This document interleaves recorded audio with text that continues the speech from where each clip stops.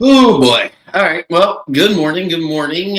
Besides my bets and the Ravens ruining Thanksgiving, it's a hell of a football Sunday or a hell of a football weekend. Man, the NFL is so interesting. There's so many things that can happen. I can't really remember a season like this. This is just wide open. I'm gonna get to it all in a second.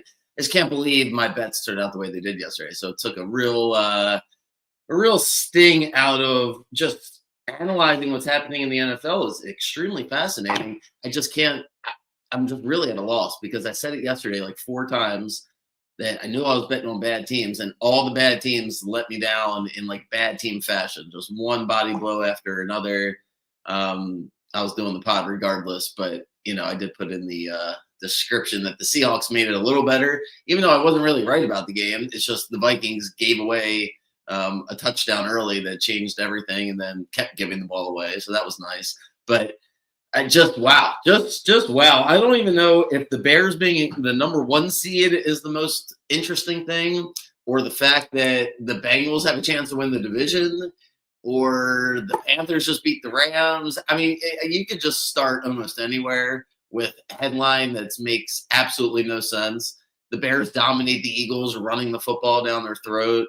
The Steelers can't stop the run anymore. They're yelling to fire Tomlin. Just wow. So let's get through it and figure out what the hell is going on here. Because starting with a game that kind of just went under the radar yesterday, as all the other things are happening. Take for granted that the Bucks are going to win against the Cardinals. Of course, the Cardinals backdoor cover 20-17. The line jumped up right before the game. So if you had the Cardinals, good for you. I stayed away from it. Baker gets a win. They had to win that game, especially with the Panthers winning. We'll get to that in a minute. But yeah, Tampa wins. They have a soft schedule. They are the favorite to win the division. By the way, the next week, the games are unbelievable. It's going to be the best week of football. So much is going to happen. I can't wait for it. But the Bucks have the inside track. I think they get the Falcons at home next week. I got to double check it. Or no, they get the Saints, then they get the Falcons. So Bucks are in a good position. They win a game. They had to win. They didn't look great doing it, but hey, a win's a win. The Dolphins, I'm so effing pissed at the Dolphins for not covering. Dominate the game. The game went pretty much according to plan. It's 8-0, 16-0. Then it's 19-8. And they have a fourth down to ice the game. They don't get it. And then proceed to let the Saints go down the field to get a touchdown.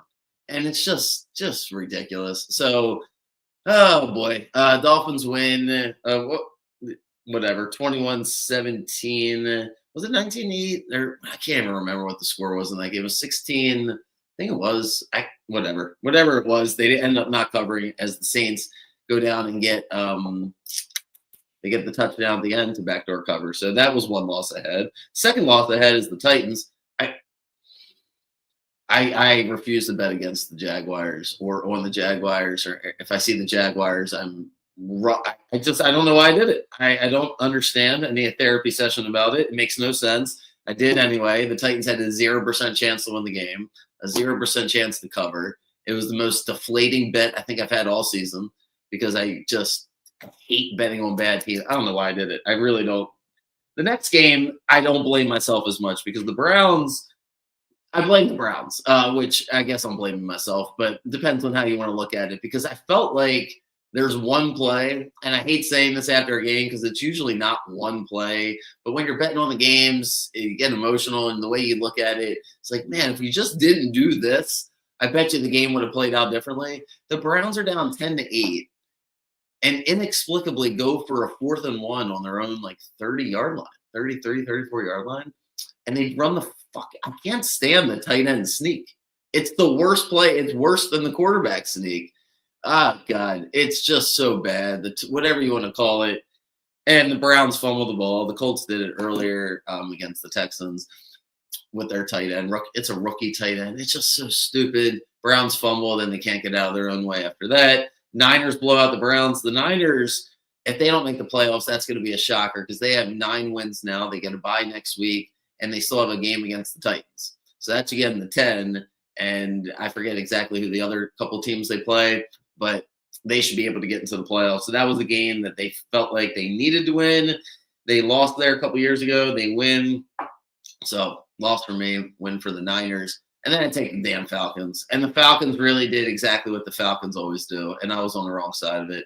And I can't believe it. I really can't. From the muff punt early in the game, giving the Jets points, to being up 14-7 and then 24-17 and somehow not being able to close it out. Then you feel like the game's headed to overtime at worst. And instead, the Falcons go 3 and out and give the ball back to the Jets. They get a punt return. And the field goal goes in a way that I can't believe the field goal goes in. So what are you going to do except hit yourself over the head for betting on the Falcons? So that was that. That was basically the 1 o'clock clobber fest. And I couldn't really even enjoy the Panthers being dead right about the Panthers. It was like when you're dead right about one game and go 1-4, and you're like, well, this isn't great. This is definitely not great. And that's basically what happened to me. I couldn't have been more right about the Panthers. And then every other game, I'm like, at least I'll go 3-2, it looks like, or at worst with the Titans. And then the Dolphins, Browns, and stupid Falcons all screw it up. And it took a lot of the fun away from a Panthers-Rams game that was like an all-time, I can't believe when I'm watching game, because Stafford is just flipping the NFL script on its head, throwing 2 interceptions, pick 6. The Panthers win the game at the end on a ballsy play. Like Bryce Young wins the game. Bryce Young looks great. Panthers are 7 and like Panthers are alive. I mean, what can you say? They're a half game behind. They have their bye next week. They're a half game behind the Bucs, so they get one more game against them. And the wild card's still available to them. So the Panthers, it's good for football because the continuity with the quarterback, I think, is the right way to do things. Not everybody's going to have the best quarterback, but you can build the team, and you can't just keep restarting at the quarterback position every 2-3 years.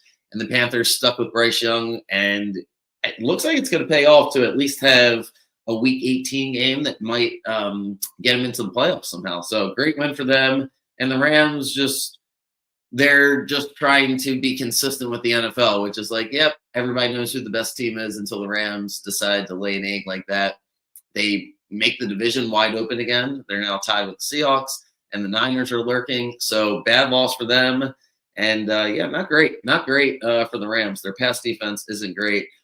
Colts are spiraling. I should have taken the Texans yesterday. I knew that was the right pick. I love C.J. Stroud, and he was good enough yesterday. He wasn't perfect, but there's just this swag and confidence now with him back there that makes with that defense. The Texans, they're coming. They're going to play a playoff game here against the Chiefs on Sunday Night Football, which is going to be an awesome game. Can't wait for that game. The loser is going to be out. The math's not going to math up for them. The Texans now have a shot to win the division, and they're right there, but they lose next week to the Colts, to the Chiefs, and I don't see them making the playoffs. It's going to be a tough road for them, and the Chiefs are going to have to win that game.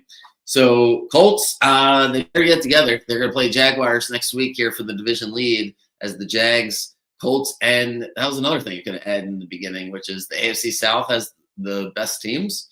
Right? Like AFC South has top 3 teams in the playoffs if they started today. So very interesting out there. And we'll see what happens with the Jags and the Colts. So the 4 o'clock game, it's taking the Raiders, just kill me now. Like, what am I doing? I thought they'd be in a better mood without Chip Kelly, but that offensive line can't block anybody. They made a couple plays. They teased the hell out of me, making it 7-7 at halftime. Smart better would have just bet the Chargers second half and cover my ass. I was really considering doing that, but that didn't happen, so that's great.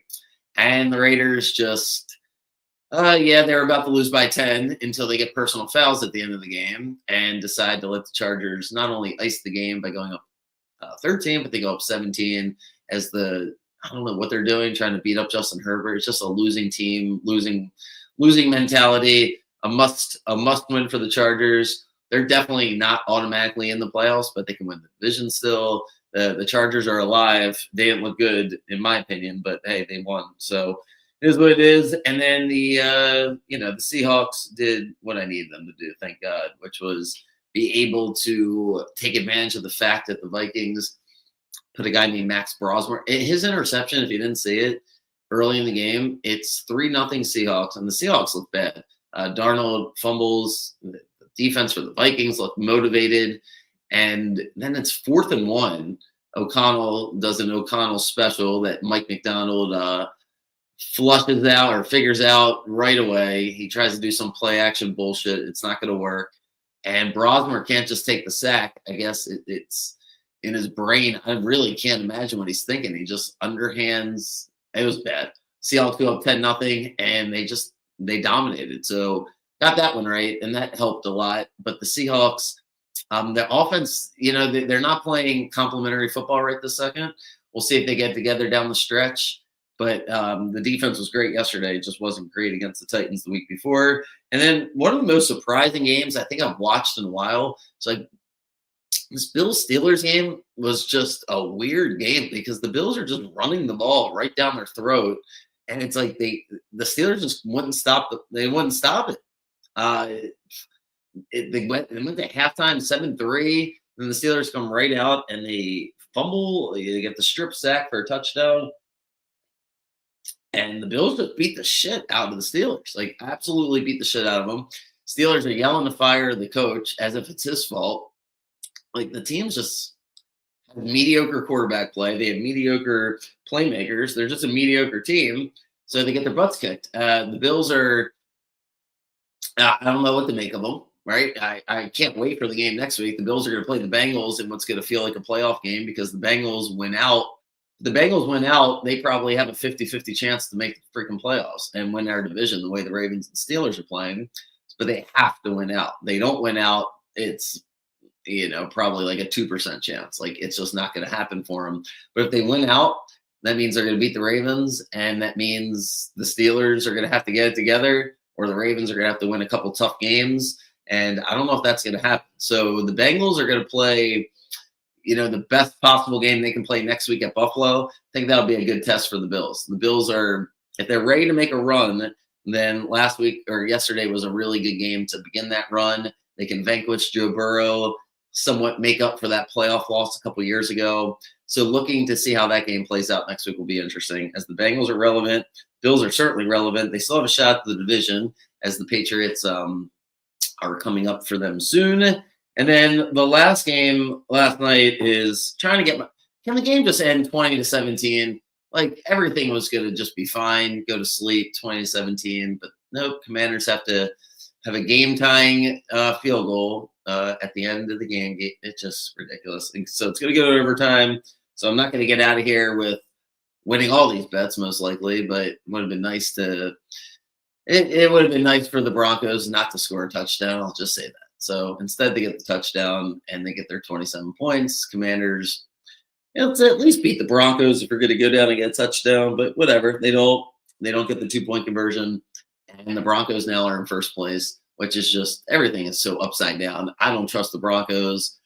I don't even have the energy to talk about that game from last night, but I just can't see this Broncos team going to the Super Bowl. That I can't see. Can't see the Chargers going to the Super Bowl.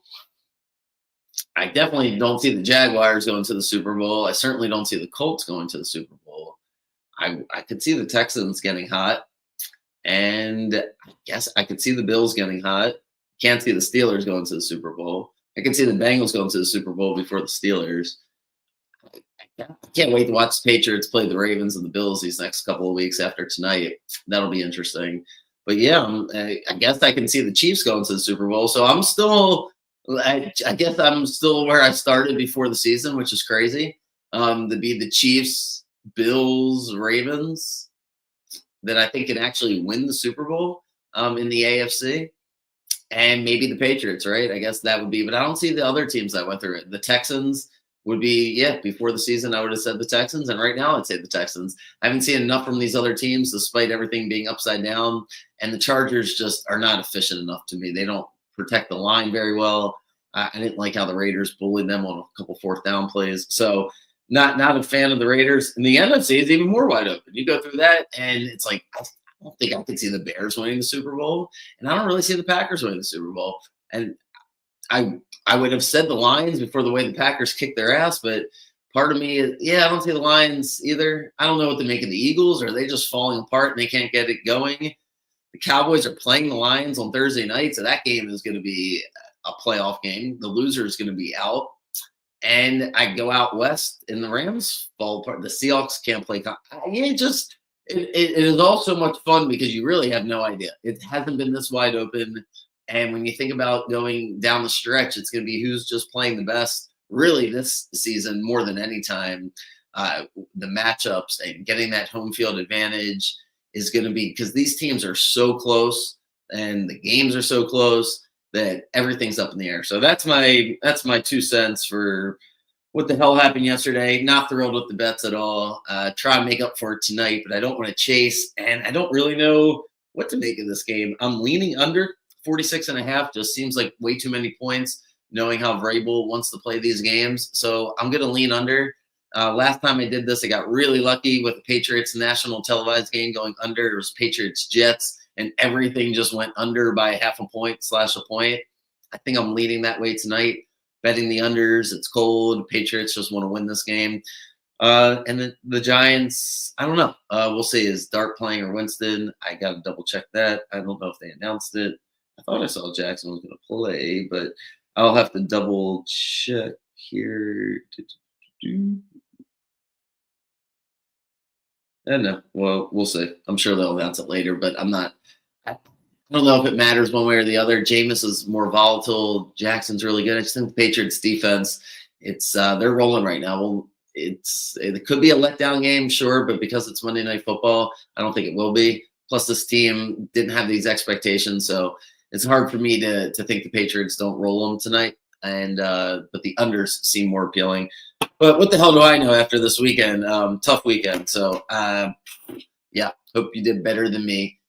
Hope I can get together. And my 2 cents on the Lane Kiffin situation is we just make sure you don't complain about any kids transferring and the drama around it, because you got coaches like this that make it, just make it a toxic environment for the way that college should be, the way college sports should be.